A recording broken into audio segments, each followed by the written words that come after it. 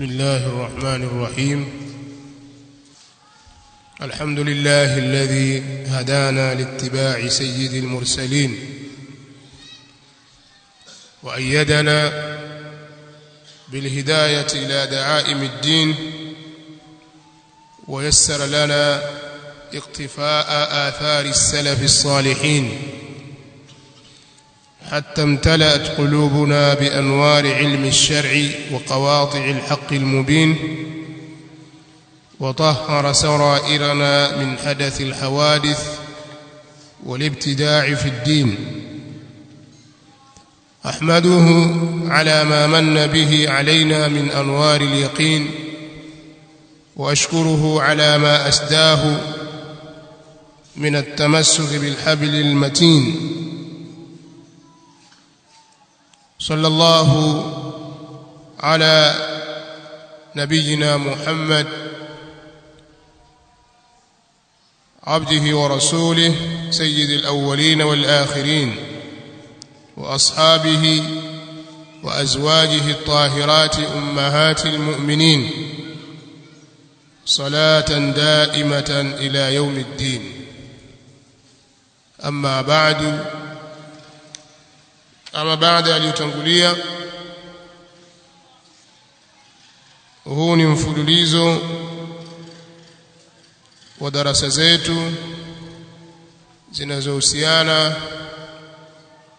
na as-sufiyya fi sawahil sharq afriqiya wa juzuriha almulhaqati biha, usufi katika mwambao wa Afrika Mashariki na visiwa vyake.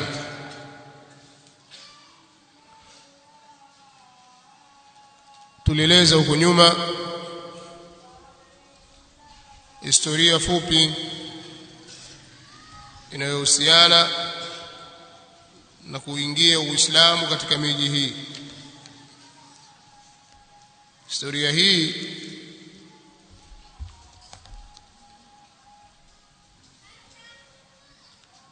ikatupelekea kuelezea baadhi ya mambo muhimu kama mafungamano yaliyokuwepo baina ya wenyeji wa Afrika ya Mashariki na wageni waliotokea bara Arabu na yale yaliyozalikana baada ya hapo. Kadhalika tumezungumzia maulama mashuhuri waliotangaa katika miji yetu, hasa kuanzia karne ya 13 hijiria mpaka karne ya 15. Tukawataja maulama waliopita katika miji ya Lamu, Mombasa, Zanzibar na Tanga.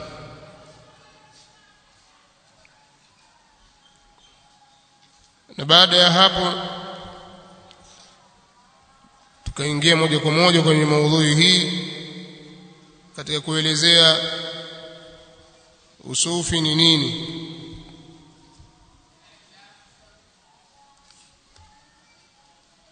maana ya neno hili na chanzo chake, yani wapi limechukuliwa neno hili, maana yake ni nini na taarifu yake kiistilahi. Kadhalika tukaanza kuelezea vipindi ambavyo usufi umepita, na maelezo haya au ufafanuzi huu wa kuelezea marahili hizi, sehemu kubwa tumechukua maelezo yake kutoka kwa al-Imam Abul Faraj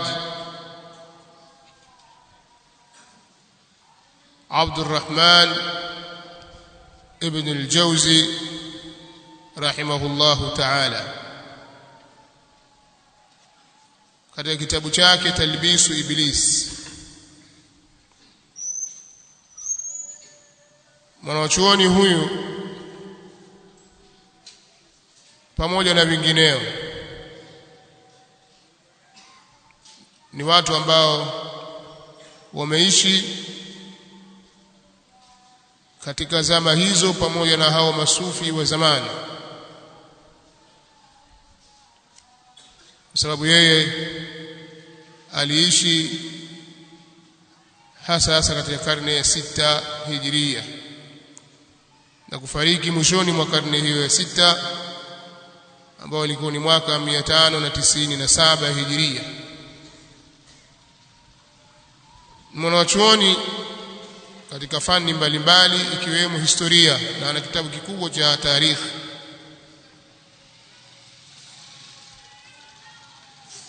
Sasa yeye anaelezea yale ambayo ameyadiriki na yale aliyopokea huko nyuma mpaka wakati wake, na haya kwa wazi kwenye kitabu Talbis Iblis. Na hayo anaeleza yana ushahidi, kwa sababu sisi katika misingi ya dini yetu inavyotuongoza ni kwamba habari zote zinajengwa katika misingi, na hasa msingi mkubwa ni isnad. Na unapoegemeza maneno, unaponukuu maneno, unatakiwa uegemeze kwa aliyeyasema, ima kwa kunukuu kutoka kwenye kitabu chake.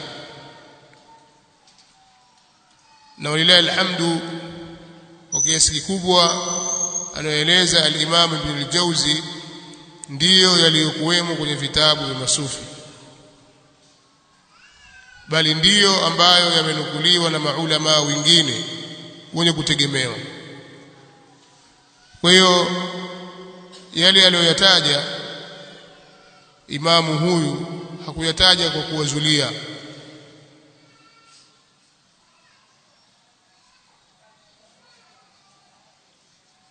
hakuwazulia. Kadhalika hakuyatunga kutoka kwenye nafsi yake kwa kuleta habari za kuungaunga ambazo hazina asanidi.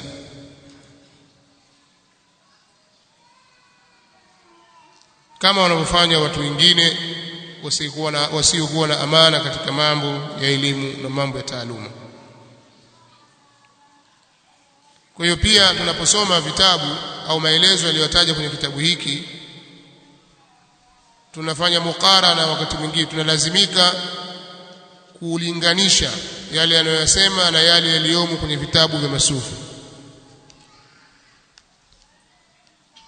ili tuweze kupata picha kamili.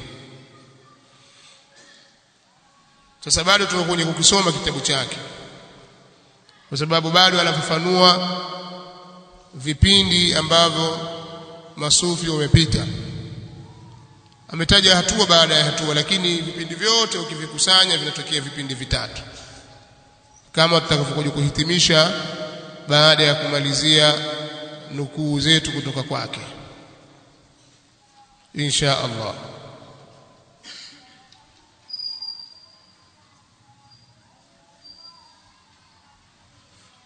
Kitabu Talbis Iblis ni kitabu ambacho ni rahisi kukipata, kinapatikana katika miji yetu, katika baadhi ya maduka.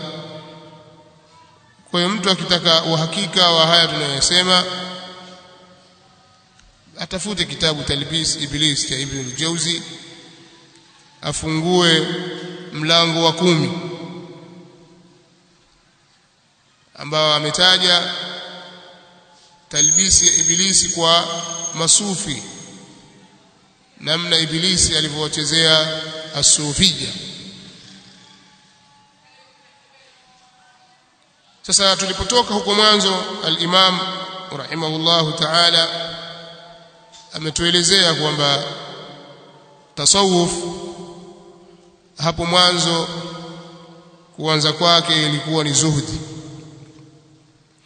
Watu walianza kwa sura ya kuipa nyongo dunia na kuielekea akhira, kwa maana kutokuwa na pupa na dunia, bali kuwa na pupa na akhira. Lakini mambo yalikwenda yakabadilika kidogo kidogo, watu wakatoka katika masala ya zuhudi pakaingia kitu kingine mbali kabisa. Kuna mambo mengine yaliingia katikati. Al-Imam rahmatullahi ta'ala alayhi akayataja mambo hayo kwenye kitabu hiki na tumeyasoma jana, kwamba pakaanza kuingia nyimbo, pakaingia kupandisha midadi, pakaingia kupiga ngoma, pakaingia swala la kupiga makofi na kucheza. Yani mambo yalianza kuingia, na baadhi ya wanawachuoni waliyadiriki na waliyakemea. Kina Imam Malik walitoa taarifa tu kwamba huko sehemu za Nasibin kuna watu wanakusanyika. Mwanafunzi wake anamwambia, na haya ameyataja katika Al-Qadhi Iyadh, ameyataja maneno haya kwamba mmoja katika wanafunzi Imam Malik alisema kwamba huko kwetu huko sehemu za Nasibin kuna watu wanakusanyika wanaitwa Sufia. Yeye akasema, nitakuja kuyataja huko mbeleni na kitabu nitakuja nacho insha Allah. Wanakula sana, kisha ushakula mmoja wao anasimama anaimba, alafu wanacheza. Imam Malik akacheka sana, akauliza, asbiyanuhum, je, wao ni watoto? Akamwambia hapana, wao ni watu wazima wenye ndevu. Akasema ni wenda wazimu? Akaambiwa hapana, bal hum uqala, ni watu wenye akili timamu. Akasema sijawahi kusikia mtu katika Uislamu yafanya jambo kama hili. Sijawahi kusikia katika Uislamu kwamba watu wafanya hivyo, waimba alafu wacheza. Mimi sijawahi kusikia katika Uislamu jambo kama hili. Imam Malik rahimahullahu ta'ala, na haya yamenukuliwa na al-Imam al-Qadhi Iyadh bin Musa katika kitabu chake Taqribul Madarik wa Tartibul Masalik. Sija kidhibiti zaidi, lakini kwa nacho katika juzu kama 5 hivi ametaja maneno haya.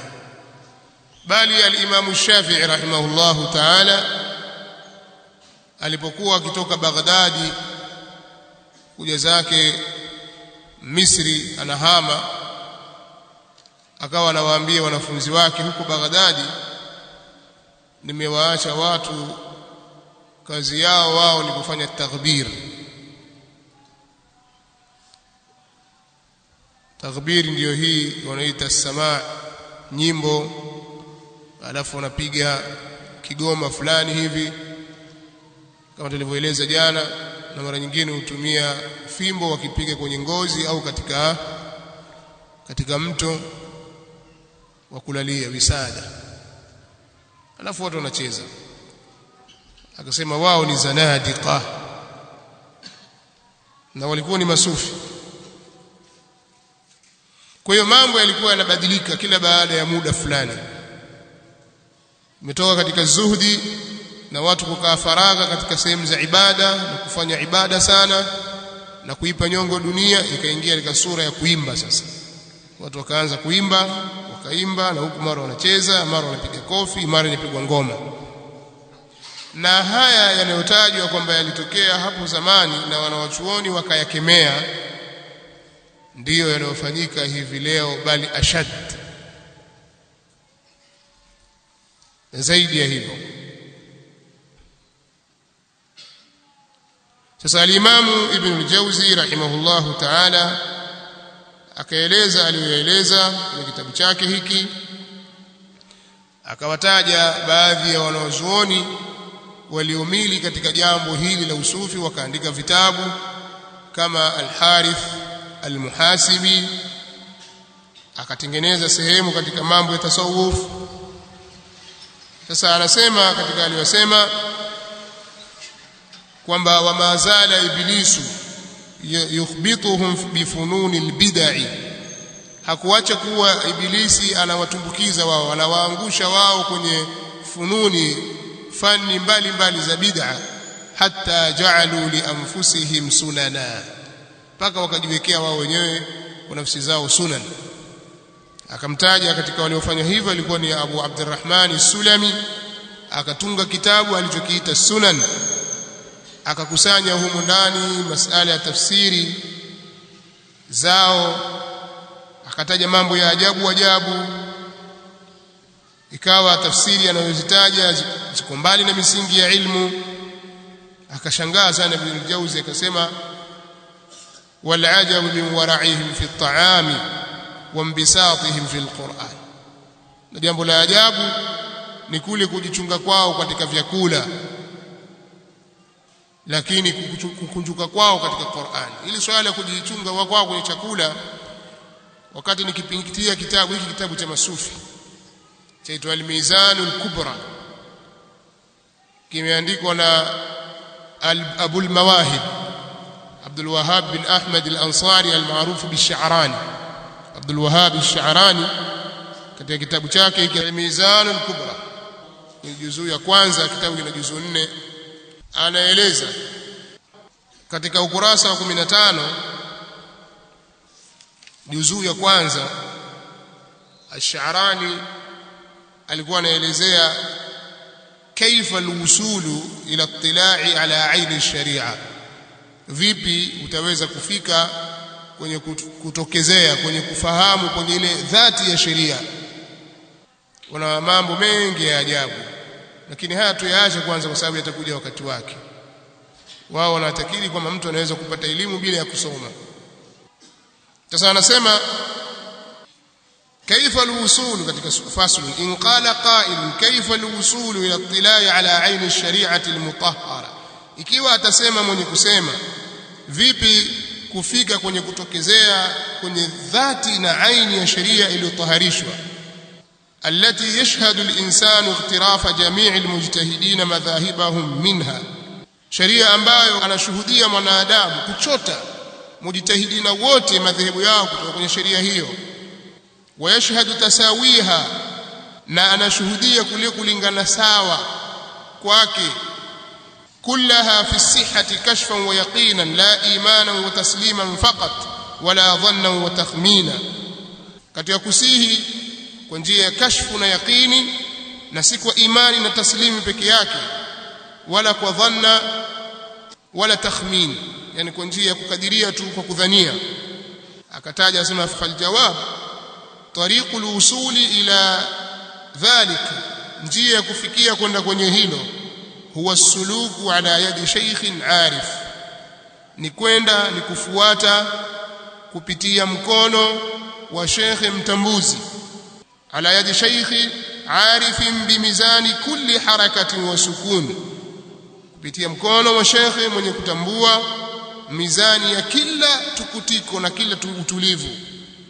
lakini yasema bishart an yuslimahu nafsahu yatasarrafu fiha wa fi amwaliha wa iyaliha kayfa shaa, ma'a inshirahi qalbi almurid lidhalika kull alinshirah. Yani uwe na shekhe atakayekushika mkono, atakayekuongoza katika jambo, lakini kwa sharti lazima huyu anayetaka kujua aisalimishe nafsi yake kwa huyo shekhe amtumie yeye na aitumie mali yake. Yani wewe ujipeleke kwa shekhe akutumie wewe, na atumie mali yako na familia yako vile anavyotaka, alafu na wewe moyo wako huo umekunjuka kabisa, wala huna wasiwasi. Ujipeleke kwa shekhe, waambie shekhe, mimi wako, mimi mali zangu, watoto wangu na wake zangu, wewe tutumie unavyotaka. Alafu vile anavyotumia shekhe, wewe huo umeridhika. Sio mbona shekhe kachukua shilingi 10,000 yangu sasa? Mbona shekhe kachukua hivi bwana? Mbona shekhe, usihoji.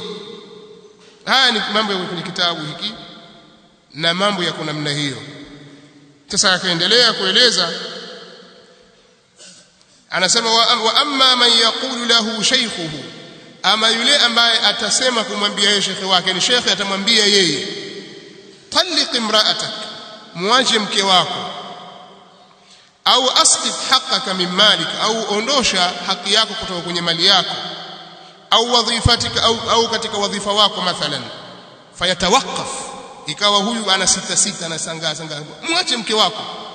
Sasa shekhi akisangaa akasimama akasita, fala yashummu min tariqi alwusuli ila aini alshari'ati almadhkurati raihatan, huyu hataweza kunusa njia ya kufikia kwenye dhati ya hiyo sheria iliyotajwa, hata nusu harufu. Walau abada Allah ta'ala alfa'an, ijapo kama tamwabudu Allah hali ya kuwa ametukuka miaka 1000 bihasabi al'adati alghaliba, kwa kiasi ile ada ghaliba, yani kama hivi tunavyoswali tunavyofunga, ufanye hivi mara miaka 1000 uweze kufanikiwa, maadamu shekhi pale alipokuambia mwache mke wako, wewe ukasita kidogo, lazima ukubali ujiachie kwake 100%, usirudi nyuma. Haya tutakuja kueleza wakati wa kueleza mambo ya muridi. Natanguliza tu kwa maana hapa kuna ibara nilikuwa naitaka. Sasa akasema fa in qulta fa hal thamma shurutun ukhar fi hali suluk, au fa in qultu, nikisema je kuna shuruti nyingine katika hali ya suluki, faljawabu na'am, jawabu ndiyo. min ash-shuruti alla yamkutha lahdatan ala hadathin fi layli au nahari, miongoni mwa shuruti ni kutokana na hadath katika wakati wa mchana. Asema ni kutokaa japokuwa kitambo kidogo, kukaa na hadath katika wakati wa usiku wala katika wakati wa mchana. Wala yuftiru muddata sulukihi illa li dharura, na wala asifungue katika muda wa suluki yake hiyo isipokuwa kwa dharura. Siku zote awe amefunga, labda awe ameumwa, tokee dharura. Wala yakulu shay'an fihi ruhun, na wala asile kitu chochote ndani yake kuna roho. Asile kuku huyo, asile samaki, asile nyama kama ni ng'ombe, mbuzi, kondoo, zote asile, kwa sababu ni viumbe vyenye roho. Ale majani, chicha, kabichi na vinginevyo. Wala yakulu illa inda husuli muqaddimati al-ittirar, na wala asile isipokuwa wakati wa kupatikana sasa utangulizi wa mambo ya wakati wa dharura. Sasa kwamba sasa kama elekea kufa hivi ndo aanze kula. Sasa hali imeshakuwa mbaya, imebadilika sasa, sio kidogo tu umekula, asile mpaka afike kwenye hali ya dharura. Wala yakulu min ta'ami ahadin la yatawarra'u fi maksabihi, na wala asile katika chakula cha mtu yoyote ambaye hajichungi katika chumo lake. Kama yut'imuhu an-nasu liajli salahihi wa zuhdihi, kama yule ambaye wanamlisha yeye watu kwa sababu ya wema wake na zuhudi yake. Wa kama yabi'u ala man la yatawarra'u min al-fallahin wa a'wani al-ulat, kama yule anayeuza vitu kwa wale kuwauzia wale ambao hawajichungi. Wanakuja watu wote, amekuja huwa muuzia. Sasa yule mtu ambaye tabia yake kuwauzia watu wote tu ambao hawajichungi, miongoni mwa wakulima na wasaidizi wa watawala, kadhalika usile chakula chake. Kwa maana kwamba umefungua sehemu yako, gongi lako, kama uko sokoni au wapi, kwa hiyo amekuja kila mtu anakuja wamuuzia bila kumuuliza yeye kutoka wapi, wafanya kazi gani wewe hivi. Mimi nafanya kazi sio uko TRA, mimi siwezi kukuuzia wewe, nenda zako. Sema mimi nafanya kazi sijui TANESCO, mimi siwezi kukuuzia.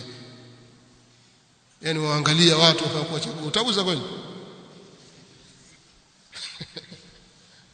Sasa pia chakula cha mtu huyo asema usile. Alifikia kusema sasa, in qala qail fama kana kayfiyat suluki sahibi hadhihi almizan, akisema mwenye kusema, basi vipi ilikuwa namna ya suluki ya mwenye hii almizan, yani yeye Abul Mawahib Ash-Sha'rani. Sasa kwani wewe ulikuwaje? Wewe ndio maana yake, wewe hali yako ilikuwaje mpaka ukafikia hapo ulipofika? Faljawab, jawabu yasema inni akhadtuha awalan anil Khadri alayhi salam, asema mimi nimeichukua hii sheria, nimeichukua sheria mara ya kwanza kabisa kutoka kwa al-Khadir alayhi salam, yule sahibu Musa, ilman wa imanan wa tasliman, nimechukua hali ya kuwa ilmu na kwa imani na taslim. Thumma inni akhadtu fi suluki ala yadi sayyidi Ali al-Khawwas, kisha mimi nikaichukua katika nikashika suluki kupitia mkono wa Sayyid Ali al-Khawwas, hatta tala'tu ala aini ash-shari'a dhawqan wa kashfan wa yaqinan la ashukku fihi, nikaichukua sheria hii kwa dhauq na kashf. Hivi ni vitu tutakuja kuvitaja huko mbeleni, na yaqini, na hakuna shaka ndani yake. Fajahadtu fi nafsi kadha kadha sana, nasema nikaipinda nafsi yangu kadha kadha kwa mwaka. Waja'altu li hablan fi saqaf, na nikajiwekea mimi kamba kwenye paa la nyumba, kwenye sakafu. Afi saqfi khalwati, katika sakafu kwenye paa la faragha yangu, sehemu yangu ambayo mimi nakaa faragha. Adha'uhu fi unuqi, kamba ile naiweka katika shingo yangu. Hatta la adha jambi ala al-ardh, ili nisije nikaweka ubavu wangu kwenye ardhi. Ile kamba nikifanya hivi yanizuia, siwezi kwenda kula silali yani. Wabalaghtu fi at-tawarru'i hatta kuntu asifu at-turaba, mahali shahidi hapa.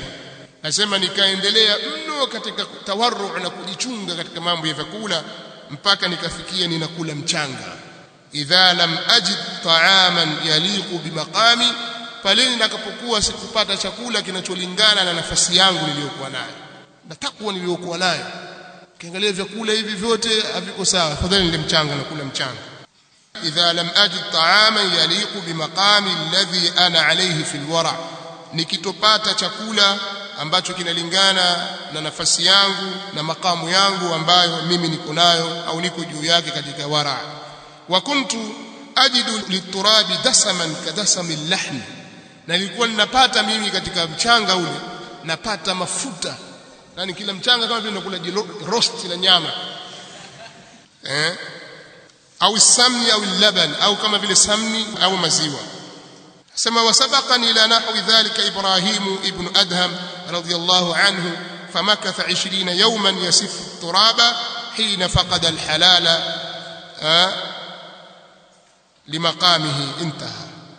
أسمع من تنقلية katika hilo Ibrahim ibn Adham radhiyallahu anhu, yeye alikaa siku 20 anakula mchanga wakati alipokosa chakula cha halali. Kwa hiyo Ibn al-Jawzi anasema anawashangaa hawa watu, wal ajab min wara'ihim fi at-ta'am, jambo la ajabu ni kule kufanya wara'a kwao kwenye chakula. Chakula anafanya kuchagua nitakula kipi, nitakula wakati gani. Lakini wambisatihim fi al-Qur'an, na kule kukunjuka kwao kwenye Qur'an. Qur'an atazungumza anavyotaka yeye, kwamba hii bwana ni ilmu batili hii. Sasa msije mkaona, ndio maana nikasema msije mkaona kwamba haya maneno anayozungumza Ibn al-Jawzi yana kwamba anaunda tu, ni mambo yamo kwenye vitabu vyao wenyewe, na kuna mambo mengi ya ajabu mtakuja kuyaona. Hiki kitabu chaitwa Al-Mizan al-Kubra cha Sha'rani, pia kuna Tabaqat al-Kubra, lakini hii ni Al-Mizan al-Kubra cha Abu al-Mawahib Abdul Wahhab Ahmad al-Ansari al-Sha'rani, katika ukurasa wa 15 juzu ya kwanza. Kisha vile vile akaelezea kwamba Abu Mansur Abdurrahman al-Qazzaz amesimuliwa na al-Imam al-Khatib al-Baghdadi kwa sanad kwamba huyo alitunga hicho kitabu As-Sunan. Kwanza yeye mwenyewe si mtu thika, si mtu mkweli wa kuaminika, ananukuu habari nyingi humo As-Sulami kutoka kwa Al-Asam, na hali yakuwa hakumsikia Al-Asam, na alianza kusimulia habari kutoka kwa Al-Asam baada ya kufa al-Imam Abu Abdullah al-Hakim an-Naisaburi. Akatunga hadithi nyingi kuwatungia masufi, visa vingi vya uongo akavitunga akawekea, na hii ni kawaida kwao. Ndio maana hapa pia nimekuja na kitabu kingine tuje kusoma siku nyingine cha Tafridul Khatir. Tafridul Khatir في مناقب تاج الأولياء وبرهان الأصفياء الشيخ عبد القادر. kitabu hiki kimekuja kuzungumzia manaqib za Abdul Qadir rahimahullahu ta'ala, wanasema qaddasa Allahu sirrahu. Asili ya kitabu hiki kiliandikwa katika lugha ya Kifursi na Muhammad Sadiq al-Qadiri al-Shihabi, lakini kimefanywa tarjama kwa lugha ya Kiarabu na Sheikh Abdul Qadir Yahya al-Arbili al-Qadiri. Kutokana na yale yaliyomo ndani ya vitabu hivi, mwanzo kabisa akakinga akasema, ndugu yangu, ilam ya akhi, fahamu wewe ndugu yangu, kwamba kila neno utakalolisikia humu kuhusiana kusifiwa Allah na ukafahamu kwamba alipelekea kwenye upungufu kwa Allah, basi ni wajibu kulisadikisha. Au neno lolote umelisikia kuhusiana na mtume au utume au manabii, basi wewe utakiwa ulisadikishe maadamu halipingani na haki yao. Kadhalika sema wakadha fi haqqi al-awliya, na vile vile kuhusiana na haki za mawali, idha lam yakun fiha shay'un min khasa'is al-uluhiyyah wan-nubuwah, ikiwa hakuna kitu chochote katika mambo yenye kuhusu uungu na yanayohusu utume, failzam qabuluha, basi italazimu kuikubali, wala taati biinkari, wala usije ukaleta kupinga. Lianna inkara karamati al-awliya muaddin ila inkari mu'jizati al-anbiya, kwa sababu kupinga karama za mawali unapelekea kupinga karama na miujiza ya manabii. Yani miujiza, utakuwa unapinga miujiza ya mitume, kwa sababu ajua kwamba kuna habari nyingi za uongo atazitaja huko ndani. Sasa hakwambii kwamba fuatilia sanadi zake au habari, akwambia wewe usipinge haraka, na huo sio msingi wa habari kwa ahli sunnah wal jamaa qatiba. Msingi wa habari inapoletwa kwa ahli sunnah wal jamaa, kwanza ni at-tathabbut, ya ayyuhalladhina amanu in ja'akum fasiqun binaba'in fatabayyanu, katika qiraa fatathabbatu. na Ibn Mubarak anasema laula al-isnad laqala man sha'a ma sha'a, lau kama sio isnadi angelisema anayetaka anachokitaka, mtu anayetaka angesema anayetaka anachokitaka, zikawekwa isnad, kwa sababu al-isnad inakuwa ni katika dini. Sasa yeye anataja habari za ajabu kabisa ambazo ziko kinyume na Uislamu, alafu akwambia wewe usipate shaka, wewe kubali hivyo hivyo tu, maadamu haipingani na kadhaa, basi wewe kubali tu. Sasa katika Uislamu hakuna msingi huo wa kukubali tu. Misingi iliyowekwa ni kwa mujibu wa Qur'ani na Sunna na aqwali za ahli al-ilm.